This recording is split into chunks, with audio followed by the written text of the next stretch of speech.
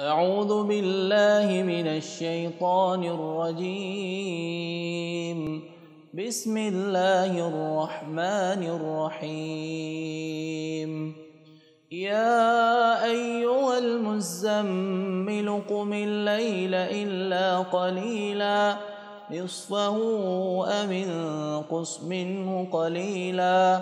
أو زد عليه ورتل القرآن ترتيلا إنا سنلقي عليك قولا ثقيلا إن ناشئة الليل هي أشد وطئا وأقوم قيلا إن لك في النهار سبحا طويلا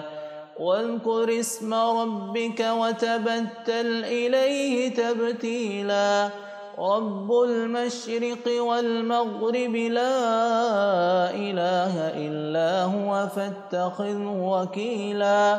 واصبر على ما يقولون واهجرهم هجرا جميلا وذرني والمكذبين أولي النعمة ومهلهم قليلا إن لدينا أنكالا وجحيما وطعاما ذا غصة وعذابا أليما يوم ترجف الأرض والجبال وكانت الجبال كثيبا مهيلا إنا أرسلنا إليكم رسولا شاهدا عليكم كما أرسلنا إلى فرعون رسولا فعصى فرعون الرسول فأخذناه أخذا وبيلا فكيف تتقون إن كفرتم يوما يجعل الولدان شيبا السماء منفطر به كان وعده مفعولا إن هذه تذكرة فمن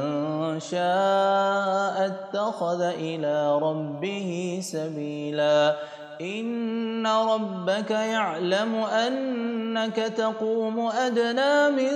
ثلثي الليل ونصفه وثلثه وطائفة من الذين معك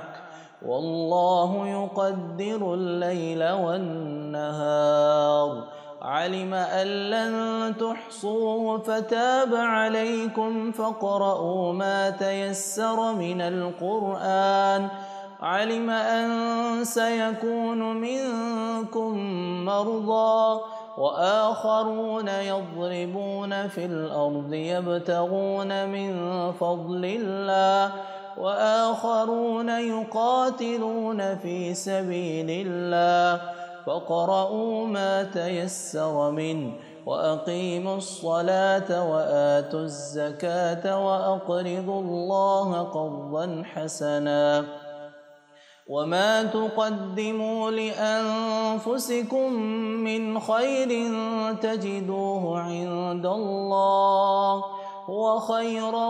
وأعظم أجرا واستغفروا الله إن الله غفور رحيم.